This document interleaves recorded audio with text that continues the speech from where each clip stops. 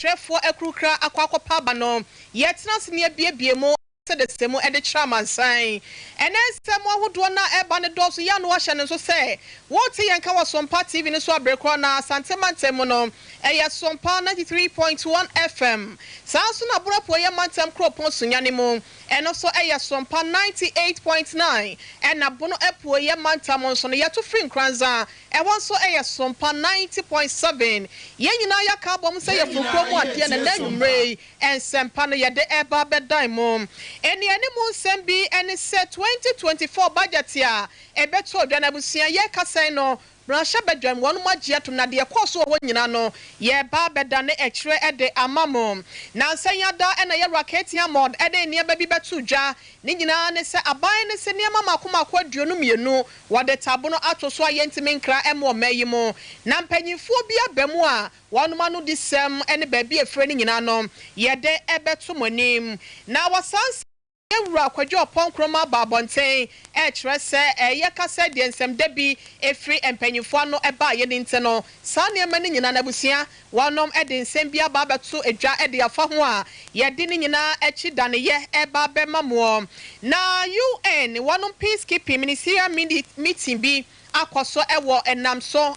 ya kasa ya no ebusia Ghana ma penya be de ekire adansem bia de se be ya asomdwe bua ye beto akoso anu ma no ewo ewiase afa na nyina nsemi ni afoforo bia eka ho na enanwumre mo somfo ohene yire mame ekua yeboa esia mama gibrani adaje a mede eba bedam ya no ahya no so social media platforms ni nyina no ya to ahyeta ewo ho face ni nyina no ya to ahyeta ewo ho Facebook na ye Sompa TV Ghana ana Sompa 93.1 YouTube so aya Sompa TV Twitter and TikTok on sonom aya Sompa TV sa Sompa FM www.sompaonline.com semni nyina da ye ya dia ya prokra de akogwo ntu kwa no akwa kenken bi no watie yen enso ede afa hwabusia afa yanje brani adaje na ensem no sede mu nsem no dina sitie no ye nane no edi enfa emamo ye shensem ede free 2024 budget ho nsem ye rakedo for reata besa na watwe mi ensem we no de kotuja e wo mra hye badwafie sebe ya Ghana esikasa mo hyehyeye no so no ba bia mpanyimfo pese odane wani ene wonsa ede kire na budget nsense no beto dwa se ya na hu behia sede watintim e wo amamranim mra hye badwafo no wabetena se no wadoso ma pense mu de esefata se wagetomo no wagye atom de anya no so na busua wabon bonga lat akwakoto baabi na nsanya da enam rahye badwafo no kwotena ase enam so menteme ho ase bi ebaye e madom dodo no wonum twifa so kola woke out a na ni nyina no emu nsem ye de ebedan mu ye ka se de abrewa yipuma kwan mu nyakopo twede apobasa ye do hatam no kumache no wono so ya adom ama enede ya ye ka se budget 2024 de eni sikasem ntotoye no mrahye badwafo no age ni nyina atom na bra na clerk ya wono ewo eye mrahye badwam na wono mekan ye bodi anu asore kwakuja sinu asore kuku abronika jando I am here no apagya nensa na wo mame ya grace no mu nyina didi mu no na wo mo kenkan se busia yenko na se de sikọ ene yenko hwe bimra Alasan Bashir Fuseni Alasan Lydia Seiran Alasan Shaibu Suwini No. Ali Muhammad Umar Farouk Alaute Angela Okoriwa Amankwa Nicholas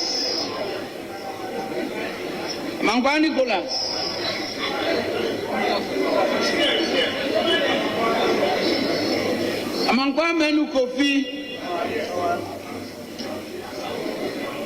Amau John Peter Chirame Yenina ye tie Sompa. Brahma Ahmad Bawa Bua Emmanuel Amakofi Bukari Joseph Ipe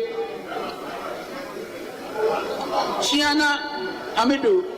Ishaku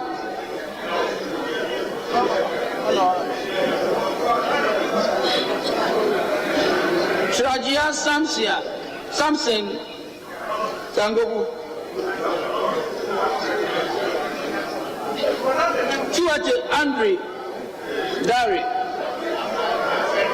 Prince Abeku.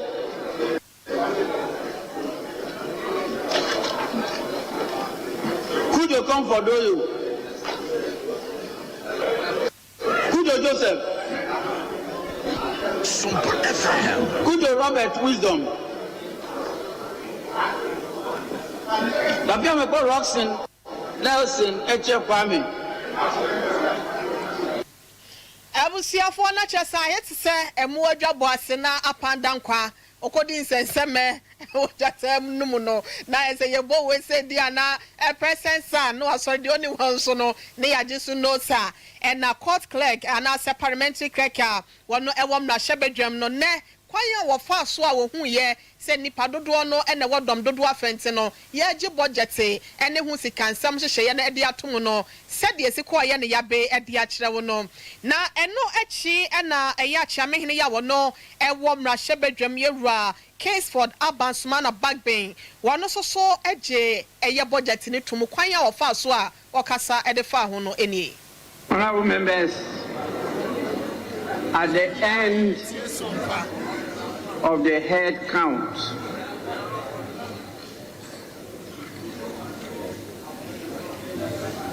ayes 138, noes 136, absent 1. Honorable members, the ayes have it.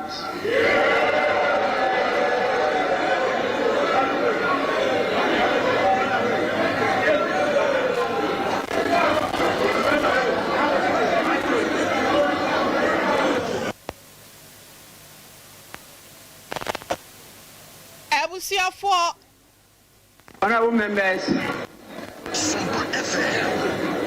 this House has accordingly approved the budget statement and economic policy of the government for the year ending 31st December 2024. For your Caseford Sumana Alban Babe, one no enema Shebedram Chiamehine said the Nensem Siko ye. Efa budget ya fimpi mionunia jono na yadebedi juma ewo omei musako humabosika no said ode etu jano ene se eye wonu mu a wonu meka yes se ye njintomo no eye nipa makomako wo ha aduasa nwotwe 138 ena wonum so ka said there be ye njintomo nso no eye wo ha aduasa ensia 136 ese mienu pe ena etwa ntamo a baako pe ena entimi amamra hyebedwam yewura asenso boache said the name Sikoye, our budget in Tomohono, and I de a dime no. Affair free war and remo ever and send for fromo. Ebusiana say ya da and a bino, a fire rockety hammer swap for ya one of she a dreadia one sem, any infiduma swap com Rashabedram, at the Emra Shagin Sia who do be quatuja. So one shemuna one yintum sebeya bino. Nesha Shayan and a genesi was his near Mamma Comako, bear se a dionumienu, ya talia cajon. Mosquito kweka ho ene near marketing kitibia watchers here yen hase no mo a ebetimi abontene ye fata bronto so sebe ya yentimi nkra enfra ma hodo so ma no wode ekoto dwa ene asem we se beto dwa no edom kuma ne titru ababonten akasa wo ho ase yenim wo ya yenhwe na efi se be se fi hyeduosie nie no ebi esi na hofama ya na Ghana fo ye hotimi kire ye fa ye no na enya asem keto no wono mo hwe na nkasa agina sen de won twen sensen na so no panyimfo gina mu na ye kasa no busiafo IMF panyimfo wonom ede eye ensem bia todwa e kire sa ban no se wonim na se sa agina sen na wode aba no wan twen asan a ene wonum ni wo bi ka papa ba fi se ehihye ya hodo ya Ghana ye kwadwan eto a IMF no ese 2023 kwesi 2026 wonum emo ye sika $3 billion no eya de a ehihye ye no na wom se wontimi nya saa de no eno ti saban ni se atwa ne ho ekwaye saa se wo okwahunu so ewa atifi wo wi anu abebisa anafo se hwan na kwahunu so na ase ekwan bi so no na agro na woni wo mu die no enye agopa pente no wonum e ka kra ban ni se segiresie no wontwe ensensanye saa de a anhwe ya na Ghana IMF fo mo a ya hwehwede afi won chen ya sika kakra ye nsaka e de afi mnenkaya no na entimi amment no sede ensem esitie ewo eye 20 ma metre 22 products aya aban no ekere senke be ya yenyan se ye kra e de free amahodo so e ba hasenum IMF fo kokobo ya wode abano emu ensem enono ye kwa yedim e won nsem ni mu a na sansem krona e na ye kiremu IMF ede won kokobo e ba ye chi no ebusian ye rakojo opon kroma man bo so fo nso ye sentrefo nhyiemu e won krampomponi mantam na nam so nte no wo kire sesa ahyehyɛ ye na ebusian wa twe asan ye kura wasema kanso no menwe ye omu mpa asem bia sede ensem si koye ene sede wo sidi niema etudwa e won sentrefo nhyiemu die ase na ebusian ye nkone enkotie bimra entry wasi still no edinkita ho kakra ya de a ho behia mo man ni nyinara se enema e betumi aye wa ha no ya ye de na ya tete se ne ya krakra fi amanone no eso odi kan ni nkofo bebre the abroni from stakeholders edi nkomo bam say ewie ye na odi beto floor no so no kosa kakra still aba ho nti o twentwen so kakra na ono mo edi nhia edi nkita ho na fi area you go diplomacy bre na was so share since last time I share you know let me say senior kind why a lot of engagements but we take feedback I eba na e was say bia o san koso e na ebi mu di nkomonti obehwe no why no answer about it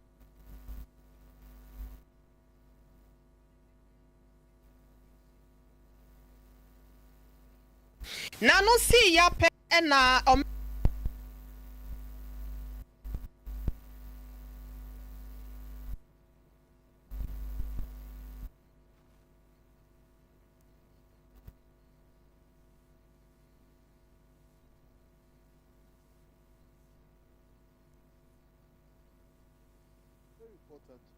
that every country becomes self-sufficient. But the way to go has been the problem. And especially when we have also been there in the issuance of permits that did not result in any gains for the nation. And that's why we wanted to remind them that that's surely not the way to go. And that we can adopt different methodologies to enhance on local production. You know, the cement is traveling. Other industries are traveling, not necessarily that they got permits. But you also know that there are some products that, as I'm speaking, there's permit issuance, but it's not happening. So the way to go is not restricting it. We have even made it clear that we will be better off that they ban the product rather than to bring restrictions and impediments on our way of trading in this era of trade liberalization. We cannot do that. We will not accept anything that will impede on trade facilitation, that hinders on cost of doing business, time of doing business, the ease of doing business. And that's exactly what we told the committee, that they should hold on.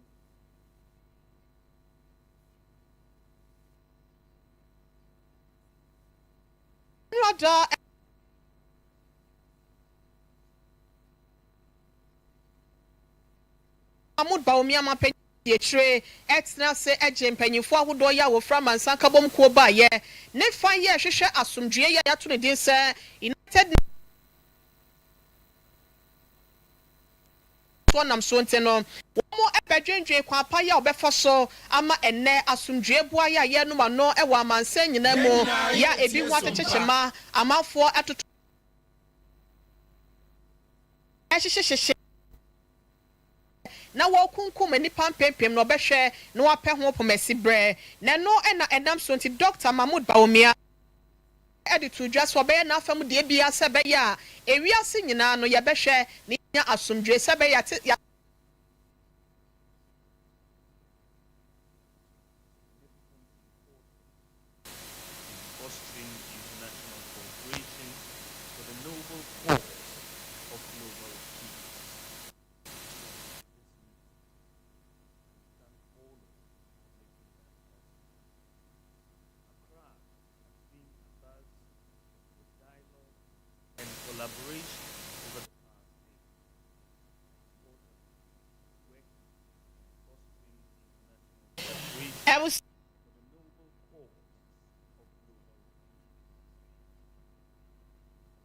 UN eba ye na wonne wonum edi ehia wa bankese mu edwendwere kwan a asomdwe ye bisa eka so ana ye nsa aka no anase ye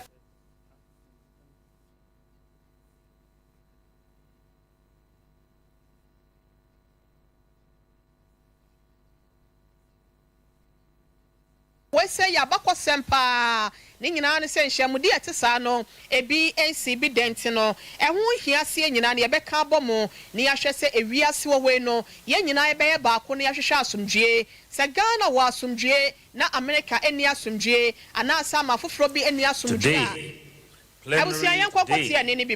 plenary this meeting,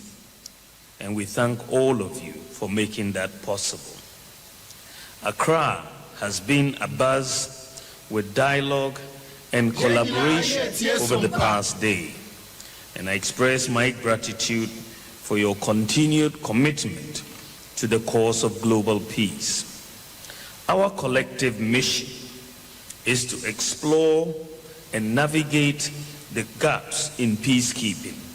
evaluate options for meaningful change, and most importantly, work towards concrete outcomes that will enhance the effectiveness of peacekeeping operations worldwide.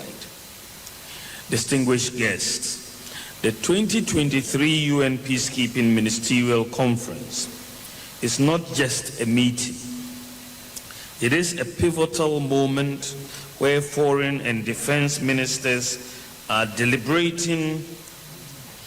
Awusia for ni payete nenken Dr. Mahmoud Baumia mampenyi abedi echa sabre die wonu na kita frank emu ye finfin no ne aduonu 9 no wakokonko den ewa abato no mode ama MPP amanyoko no na sansem na chi e na wodi tudwa se we se ya bakosem ewa bibrem asenum ne omaiga na mu asenum nteno wiase amansan ka bomu ko no amai bi ehyem bi ene wonu manya akwanya ye nhyemude no wote ase bi no wonu fasa akwanya no so no omunne enipa enkeka momo enwe adwen ewo mpanyimfo said be ya wobetimi di asiesie wo mamman entokwa ahodo menteme ho ase ekoso na etimi aboa ama asomdwe no yensa etimi aka. Plenary sessions and panel discussions on various thematic areas will drive our collective pursuit of actionable outcomes. Our commitment to strengthening UN peacekeeping remains unwavering, and we anticipate that the partnerships formed during this ministerial meeting will contribute significantly to the betterment of peacekeeping operations globally. In closing, let me express my sincere appreciation for your presence here. Together, let us seize this opportunity to forge new partnerships, deepen existing collaborations, and lay the groundwork for a more secure and peaceful world. Yera Dr. Mahmoud Baumia ena yeko ekotie no no afeye monremo ewo nsɛmfo from a Ghana man yate asemde atadwefo wa ne nyina no ene se ne wokopie mo ewo mfifi mantemu a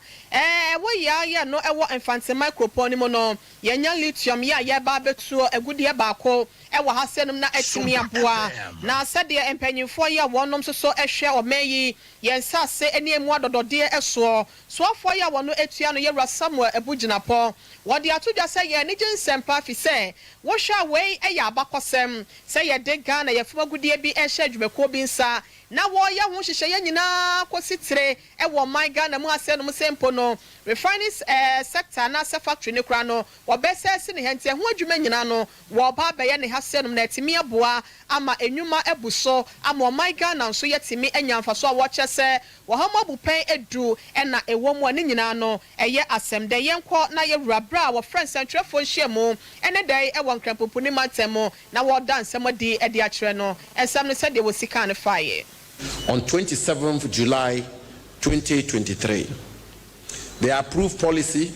includes provisions for an increase in the royalties rate for green minerals, an increase in state and Ghanaian participation in all green mineral operations to a minimum of 30%, just like Geodec and Gisdec, just like bauxite and iron ore, to a minimum of 30%.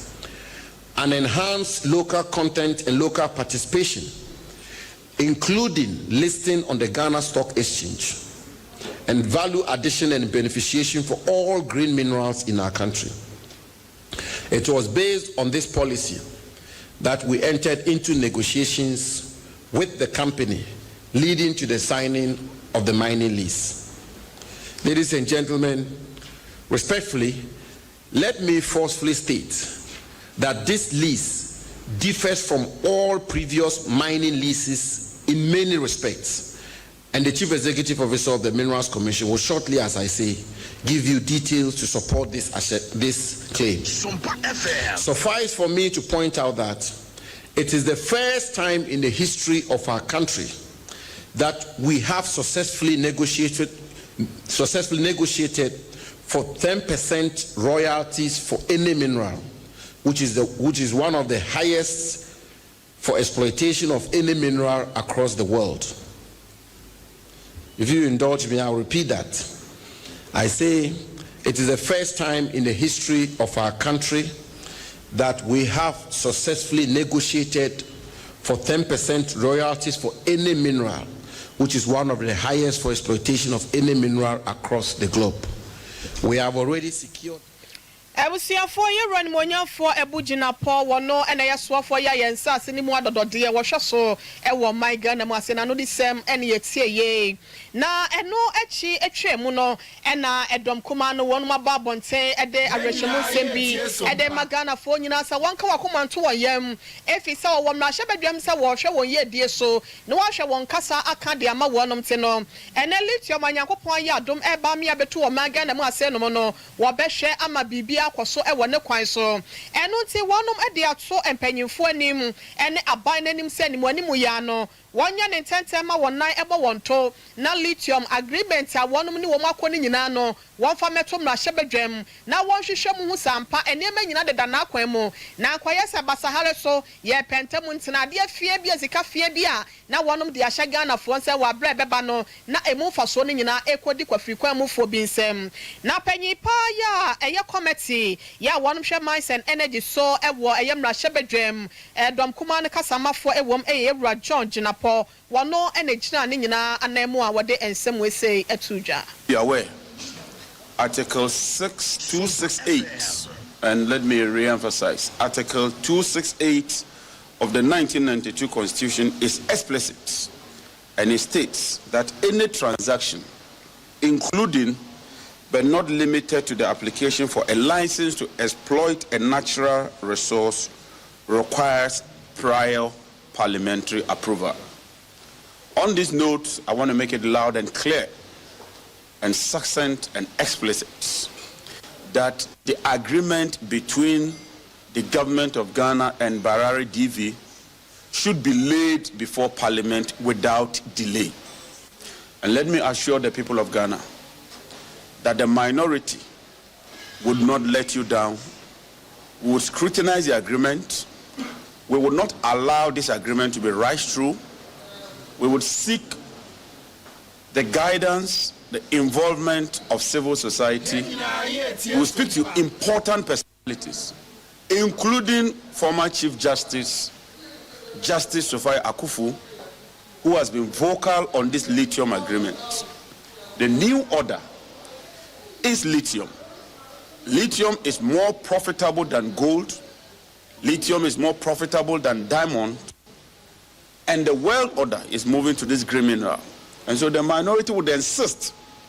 that Ghana benefits from this resource, and that the terms and agreements, if they are not in the interest of Ghana, the minority would kick against that. Then Chamwa any Sikakwa and one for so now lithium ne dear. Emu odu ahon faso de no eche ni nyina nti no wonom ebehwe se Ghana fo ebenya hon faso efise se ne amamra ya wotintim no afi apem ahenkro aduokro mienu eye article bi a wono so ekotu e wo ho no ekire se e wo se bibi saba empanyifo ekasa wo mo na wo so eso adwen to adwen eginyansa ene adwen mu do e different empanyifo wonte no wobedo nsa e de afre ekoku ahodo afi atentene ne so afo ahodo ya wono matwemo ene empanyifo bi a wonim de efa sikasem anase enwuma bi etesese ne ho na etimi aboa ama wo bi fa eye kotokro anane wonom na ya na se bibi sente no ne nyina no Ghana fo ye die mo ena wonom hwehwe yewura abuginapo ena eda nsem we se nyina edi ekre ye afen wo beka ye ho aye ka cho sa ase no me Sompa TV ena wo hwe ye no e wo multi TV decoder no so no wutie kase e de fra santemantam ne importam a e Sompa 93.1 ena bropo ye mantem e ho so e ye nkranza Sompa 90.7 sunyane for eto e de fa Sompa 98.9 social media platforms ni nyina no ye wo so Facebook na Sompa TV Ghana ana Sompa 93.1 YouTube e ye Sompa TV Twitter and TikTok wo nyina no ya je ho e de afire subscribe na watimi a comment no share e de ama wonua amanate ensempe ebi yetwa ensem no so aboawramu a na ye de ani echiremu e wo man ne ya wono e wo anwea so na nanu matankonwa nsase so kaku akaya wono etoso miensa wono e na ede ensem eto abayanim sadaroma ba bi aduni de wo hwe animu sentempa so na ban beba na ensiachi baby scholarship a ebetimi aboa emofra ma won suku kromo no ede ma koye no ba bepa bi ede ama wono na etimi aboa ama nwomesua agina ne naso e wo mpotem ho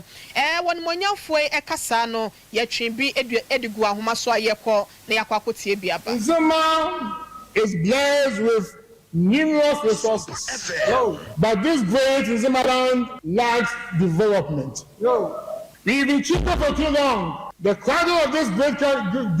Ghana was formed or was even put into shape. No. By our own grandfathers. No. Per grant. No. It was Per grant who brought Kamokoma. No. He paid for his voyage from UK to Ghana. No. But the Nzemans have never enjoyed peace. No. Peace is not just a matter of going home to sleep. No. But if you have no economic freedom, you have no peace. No. We have numerous Nzemans who don't have scholarships. No. But here we are. We have Ghana guys. No. Oil is being drawn from our shores. No. No scholarship has been carved for Nzemes. No. We are demanding that at least a modicum of some type of scholarship be established for the Nzema people. No. Ebusiani payati nenken eyo manhene ya wono ewo anwea so na nanu matankonwa nsase so ye wani monyamfo kaku akaya wono etoso miensa ninsem wese nyina edadi wabra na woboa esi safohene ede ama adehye ya wonum ewo enzima enam so ntino nanu si ye no wahene ya wonum esi ne fufure wono so ekasa kakra na wode ekyese wabe obe na afam de bia ede aboa se be ya mpuntuo so no ebetimi afa ne ntampa ede efra nanu si ye na kaku aka wasa ede ensembi eto emebuna nim sei. I have given you this position not to love any authority over your people, but to serve them with humility. At any particular call, I want you to attend to them. Pay attention to the youth of Nzema. The youth of Nzema should be galvanized into a commanding height. But such can be done only when the newly appointed Safahene the newly appointed Obahema, and the newly appointed Nana Enyimia. When all these people come together, organize themselves into one integrated framework, a framework which I see personally,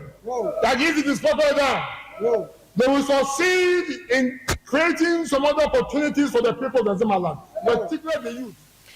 Ebusia adwea so man hene nana kaku aka ya onoto so miensa ena no ode afutuo safo hene ne hema ene dom wane wode wonum esi akonwa so se wo ba beba betina akonwa no so no enye se wode tumi ne ba bebo mo safo hene na emom wonum emie wo apono mu na wonfa obuo ne de ye safata ema mabunu no fi se emabunu enimu a amemo entimi enkoye ntina futuo ne wode ekoma wonum bi ena yenso yede amamu no afe yetu ede efri eyenzima ne mpotamo ne akwakopie mu ewon krampomponi mantem na Opera Square edwadifo bi e wo ya wonum tonton light ho neema wonum kabom ko Ghana Electricals Dealers Association wonum fire no ewo Opera Square ho no ene ekuo ma bi a wonum so eka guta ho wonum nyina afi won se ede akire mayor ya wono ewon kran se demolition exercise bi ekoso ya nyame ya adoma wo mo kire se wo kina no ena eba beba so mo bedwiri dan ahodo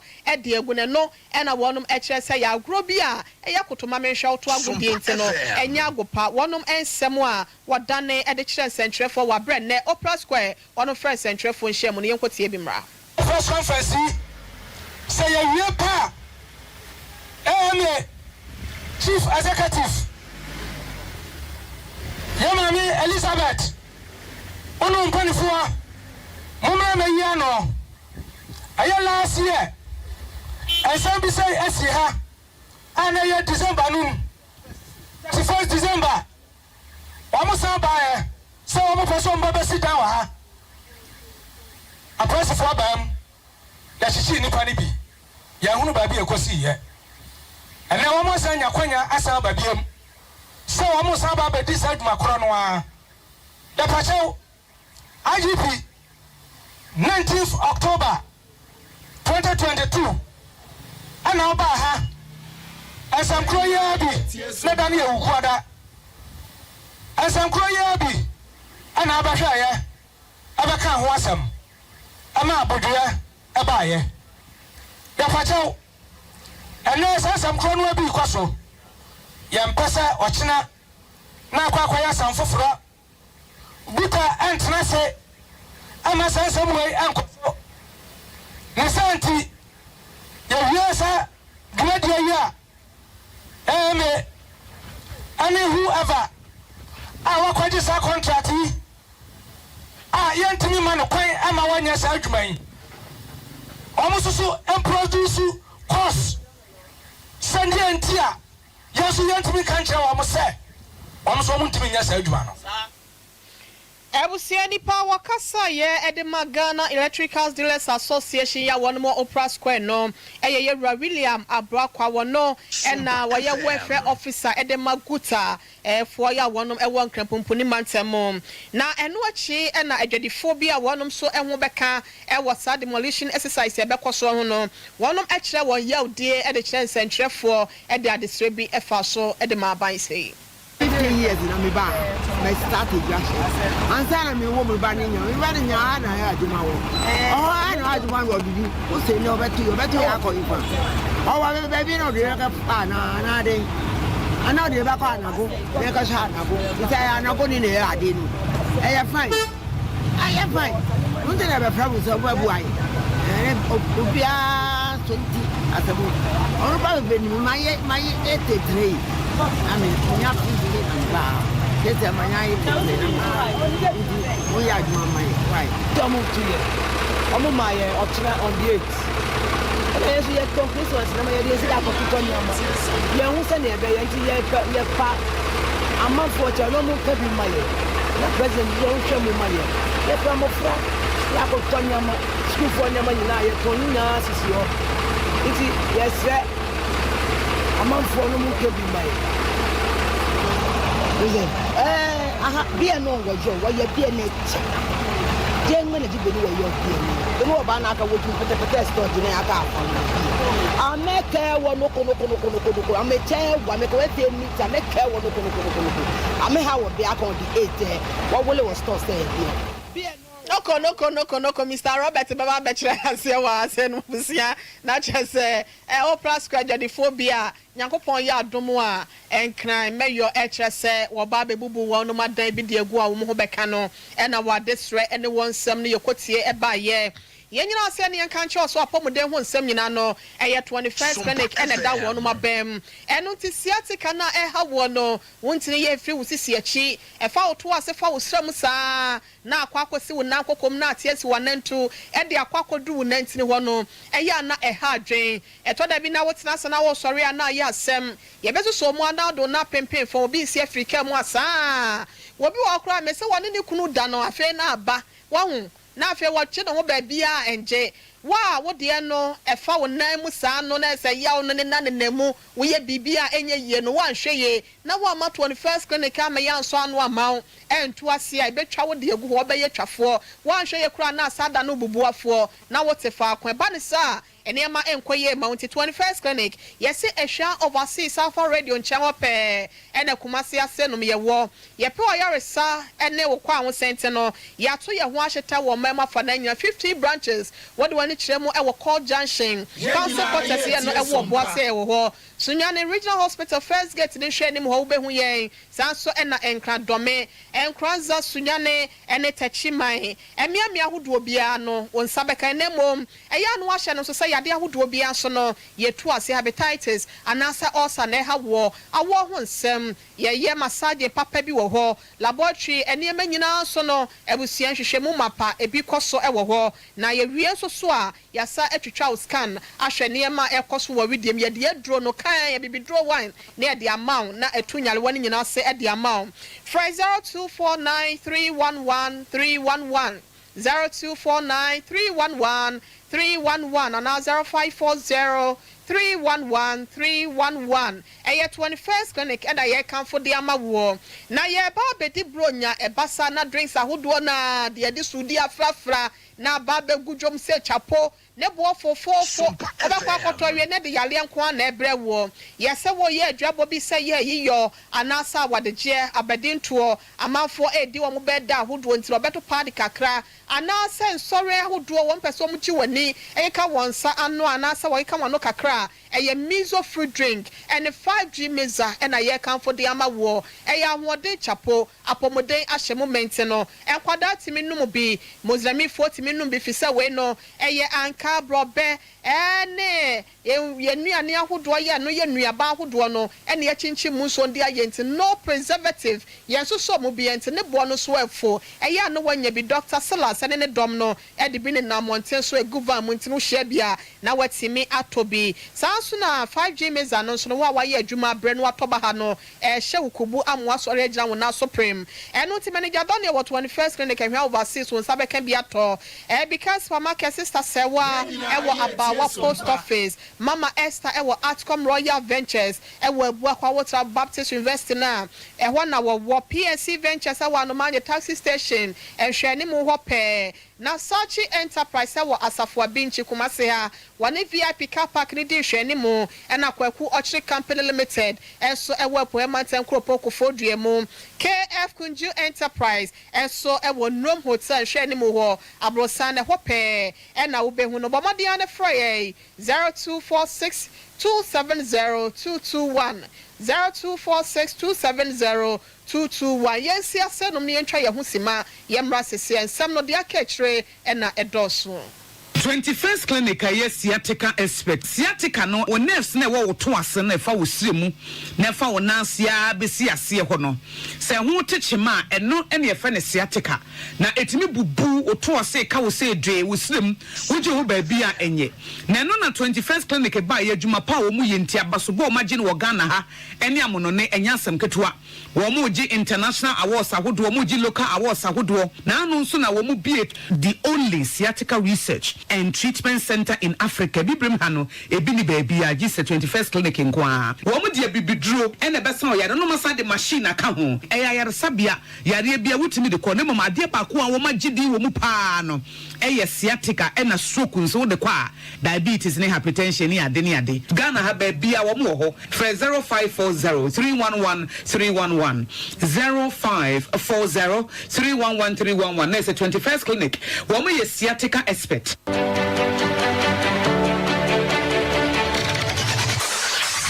Introducing Mixer 5G Sparkling Drink, a whole new refreshment in a can. Mixer 5G is a tasty non-alcoholic drink. It is a perfect companion for all your events, including parties, weddings, and funerals. It is made with green tea, ginseng, guarana, grapes, and grapefruit. Get refreshed with Mixer 5G Sparkling Drink. For bulk purchases, contact 0246 270 221. This advert is FDA approved.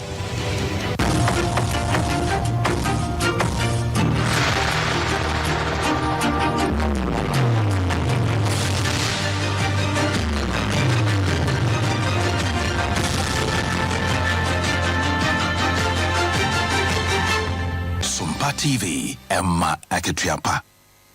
My adishia yadamu say amamo akwa bebie ma fe no abeka ye ho hase no ye Sompa TV na enwumre no nsiabrem kase ne ye de esomo no asante mantema ye Sompa 93.1 sunyane ye Sompa 98.9 na enkranza fo nso eto e de afa Sompa 90.7 yet wansam no so e de amamo kronpon twedi apobasa yadom wo yadom na seboni bia ankaye ne a afise ne pepepepepepe na Ghana fo nyina akwa akoto sante wo mbekọ no na eso makoto sante na wo mokọ akoto aba e de yi mampanyi ye ka sa ndisi amanyoko na ye wade wase opposition netina e ya papa pente no efie nwatwene nya agro wani abrese krodom so obesaje 2 minute de free MPP ho MPP so se breaking the 8 no ene ekremu anti ye na 2 minute mfa nhya monsa ne emfa mamochina emfa mamwade chenye Yera Alankash, Kuko Veronica Jando, no of a precopa Nadina, butterfly movement,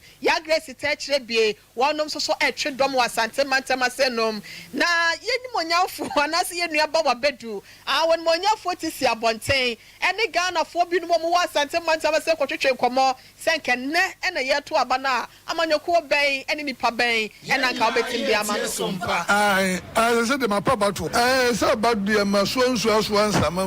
so a movie a BNO mood, my tour about from 92 Orleans time. I basically a taxi driver, a banco, ABC, the taxi man does HP. It is about what the youngest are mean for Lisa, but because we improvement be our life. That there's a brother, I forgot I don't class. Mama Hama, no, Mahama Breson, I bid, let me tell I bid, 80 Ghana, people 40 years, they say Mahama,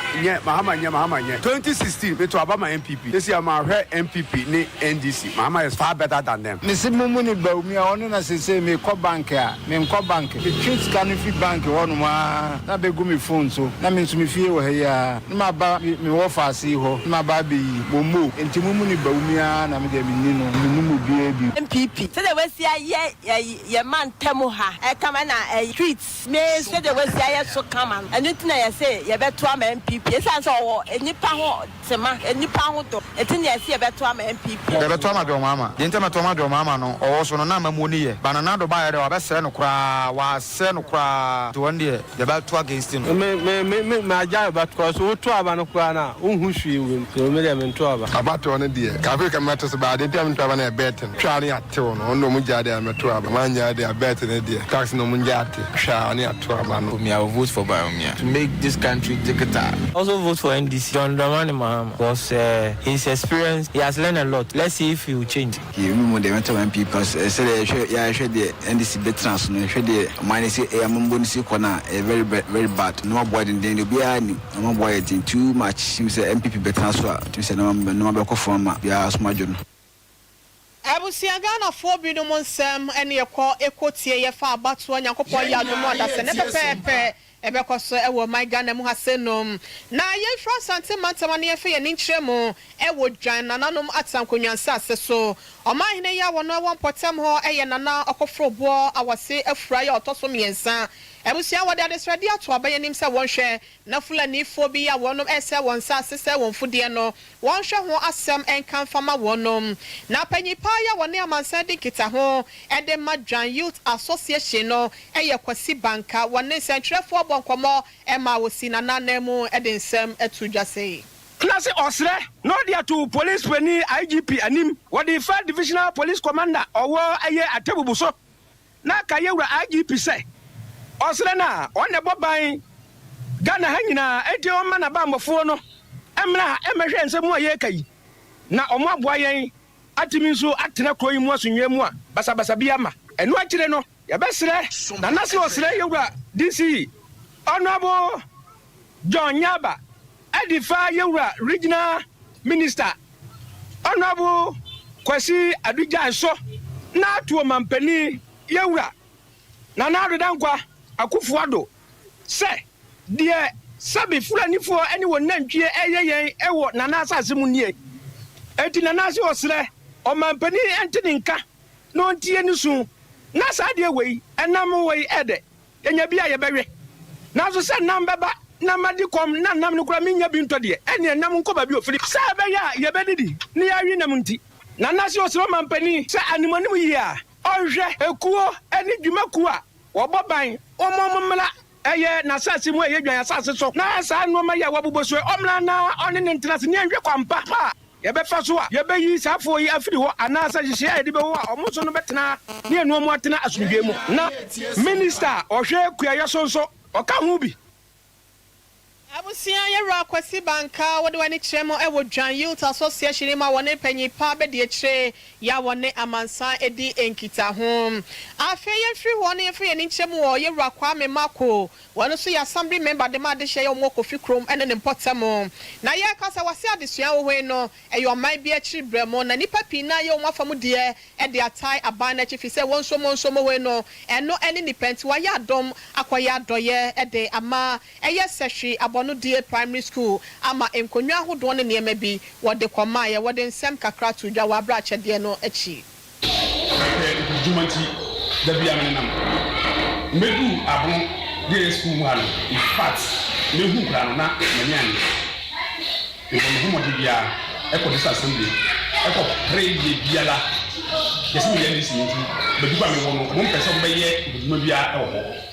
ma kaka tinya me ne me kofo andi sifo a ye wo electric no na ya kan sase ana edi abaye sankro we say de be abofo e mi koma ho de ebusia assembly member ya wono ewo Kofi Krom ene ne potemo ya no nyina ewo sehwe no achade ya wode kwama sehwe abono die primary school no emu ensem kakra kwa akire no ena yede atodwa ne no achi ena wo he popro ya wono so sehwe abono na na bedebu asaw ya wono etoso mienu wo kire ni so ene anigye ede ma opanyi sei wayi so I be the assembly member oni to go so that assembly man ye pada be address aye Makwala na council that promotion at the media be not near why makma from data asidane de man program apon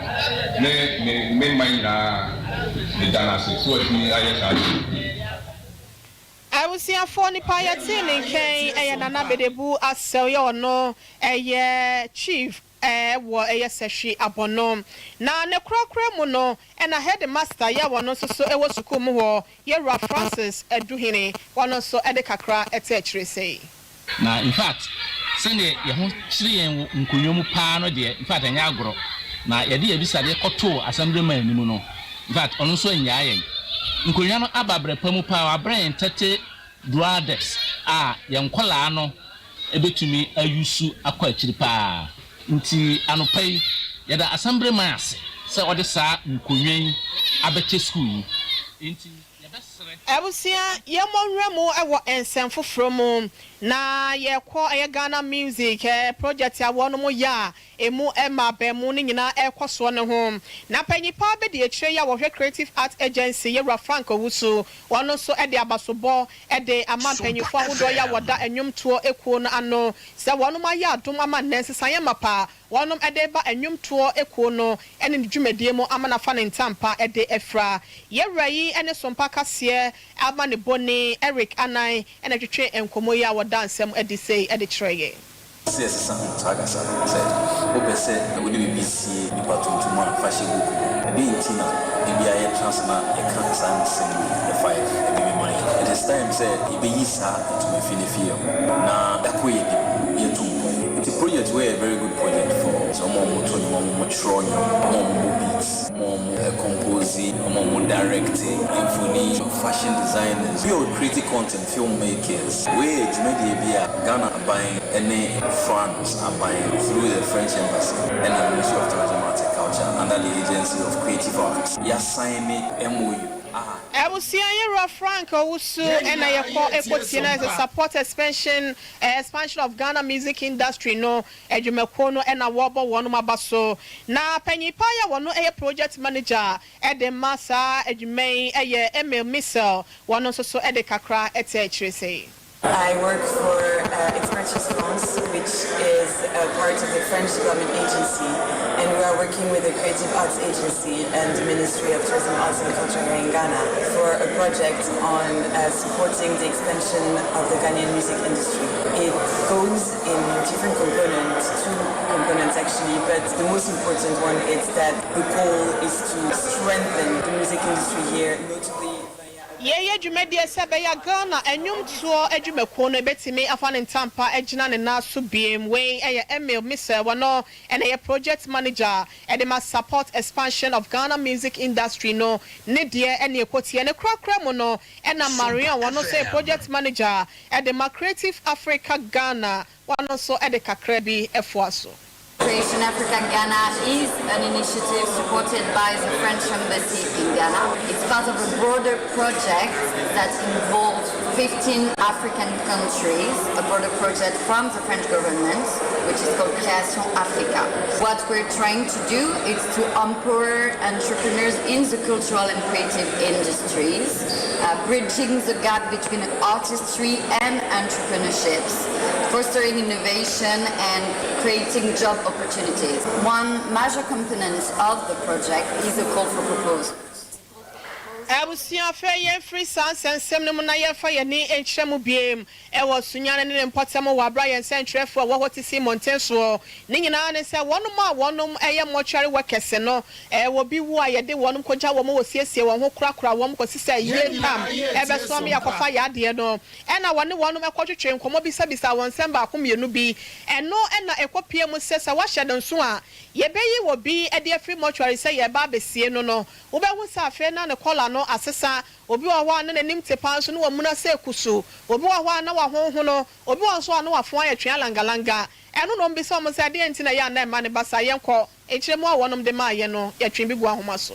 Siripa nubu na se mbia wo flash sesi o de ne ba o mo de eduro nya sisu a within 30 minutes no ona nse no oye black o sra ye kokoro ntino o se no makala ne ba ti o be se na change nti wo be ba na bia no o ti ase no hu ni se ni pa kokoro but no nya kokoro no yituntu ti kala tuntu ne de be se na ba nti wo ba na se ai tuntu an ka se mo chirema no mfiri no ofiri ni pa na ono ani su ba na ma na change yituntu no nya mo chirema adwuma so be ti on di unti mane nya kokoro bi me ko yituntu na o sra ye kokoro nti wo ye wu na duro na kan no o be se na ba no makala no nti o be se na be yituntu o no be ka se ni pa wu asesa won sesa nya hwe ya asra na me kan chira mi na mara besano ana mema besano commitment ka benja stano na sare emwa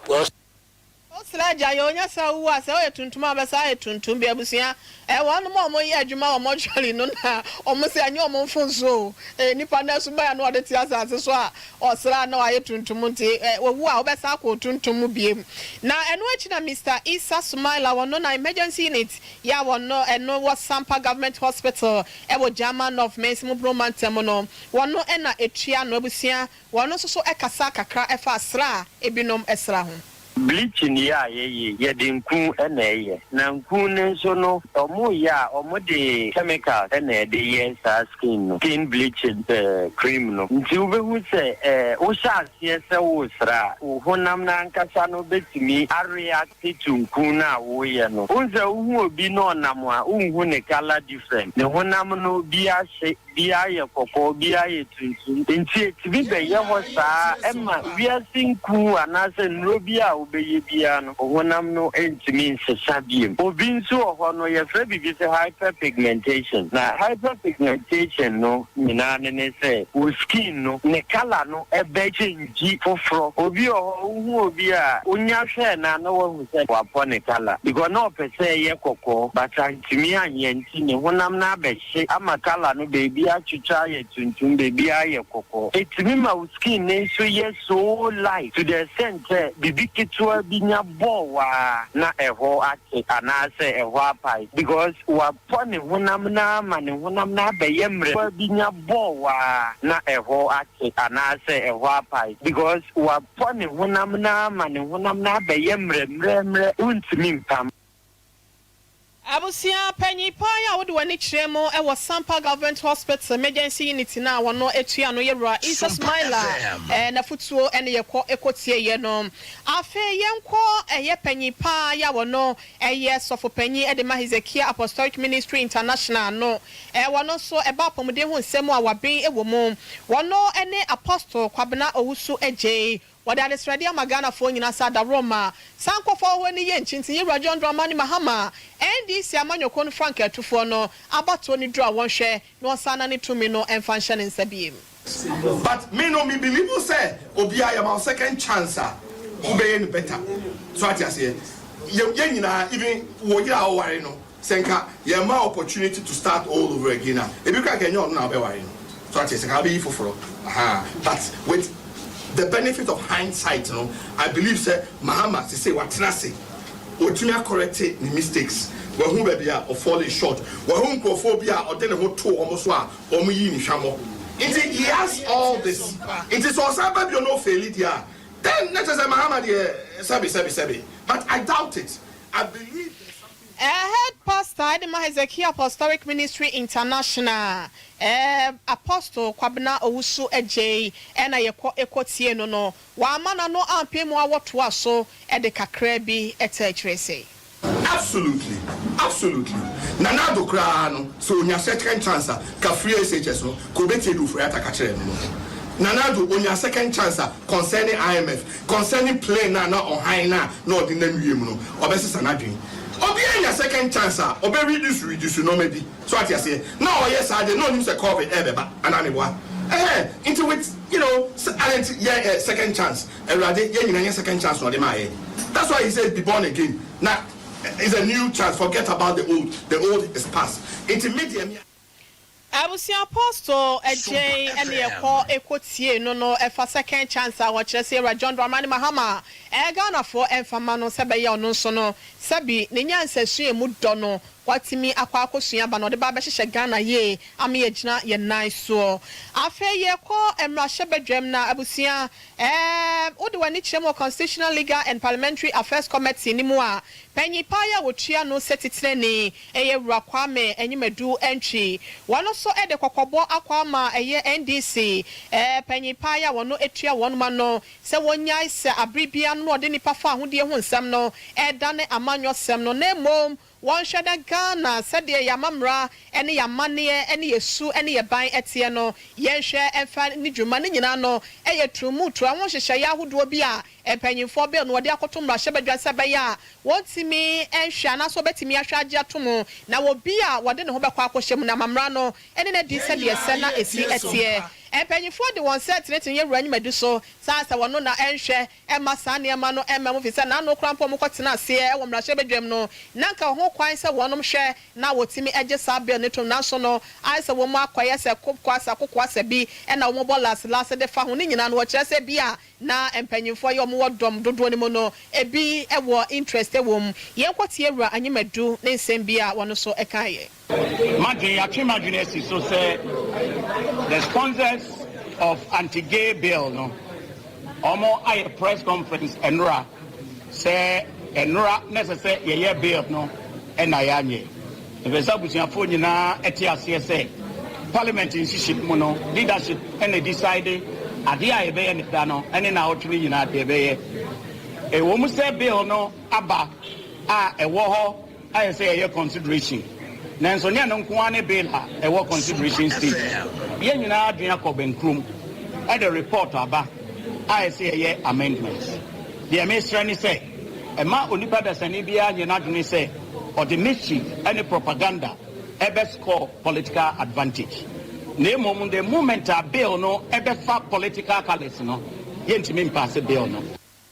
Abusia panyi pa ya sawode wani kyerem wo committee ye wo mra hyebedwo mo hwa amamra ho nsem so no so a woye titene e wo myewura entwi enyimedu ene ekotie no na ye ka cho se Sompa FM Sompa TV ye ba ye enche ye Paul Amatam so se de kanfo wode wani kyerem a na ye kasai no panyifo agye atom sampa ye dwumadi ahodo no ye som ede ama amansente no wonom ehwehwemu bia wo maye nam so nte no dwumadi a fa abefo kwan so na yetimi atie radio ahwe TV amana ye de ewo eye kwan bia so no wonom ede aba ne no na wonom ekyerese NCF no eye Sompa FM Sompa TV ye di mo atintima no tiri radio stations makomako du nwotwe ya wonom eyiye no wayi aka ho nte no ba bia wo bia pese otie Sompa na wo hwe adwumadi atie adwumadi dia de wo hia ne se digital radio set on sabeka wo hye bontuku wo hye tokromo wo hye amenemu ba bia wo hye bia no sinsen wiemo krampo na wo beti adwumadi ahodo na so watimi afamo abente no eye nsempa wo koto TV nso a no ato digital sebe ya Sompa betie na yetimi asomo Sompa papa na 3S Herbal Center for and 3 Eco Caps said ya ba adwama so abusua kokko yade owe yade a ya papa e ba etimi fra wani so ya wisiwisi nkaka be ho ase wani kanea no edum na abo e basa ya rehosem wa wo de na fifi wo yam uja wanan ya na moja e na eba obi wo ho ane de no asisi ne honam nyina ne tompa no ne nanemu ne nyina ne 3 Eco Caps kokko master e betu ase e de amount sisi yade e pamo no ama ayemtim so etimi adwane e de afri nanemu eno ti yese sa yade wa miensa pewe e na 3 Eco Caps kokko master esa wonomu a enkente no ba bia wo kobia no obetimi anom no wakọ akodi wudwuma korena keba misi heba dani heba ene apidank won sabeka bia to ye ho 0546 107 107 0546 107 107 na Express Group ena ye kanfo de amawo se wakwantu ho nsem nyina no fakodan wonom ba bia pesa wo kobia no ebusua wo se wo behwe no wode wakodru se Canada USA UK Australia New Zealand and ase Germany ana krobia na oman bia pesa wokoso bia no se wo kosua de so okoye adwuma ana se bia wo ye dwedinde pesa wokofa ne masabo oman wo behwe aye ho ne nyina de ama wo nya obisa ne ma wi a na wo de wo musika ede ama wonom asafo labor runabout and obehu wo mo okumase ase nom kaneshe enka first light wo ene tema community 18 wo emiamia hodo dodo na no wato wo ho ahyetente bo moden nefre wonom MI 0249 000448 ana 0555 550067 0555 na ya miensa no asabo 550077 ana 0552 827787 emu bia be free bia no Express Group fo obejo so no akwantu ho nsem nyina no watimi edi ho dwuma edi amaw ye de si asen masira kese nkoma ye rasante ye bo Benedict wo ye samufo panyi Koko Veronica Jan don chinchi fidie ni from nyina ma me e ma ni screw ya one more Sompa 93.1 kase dem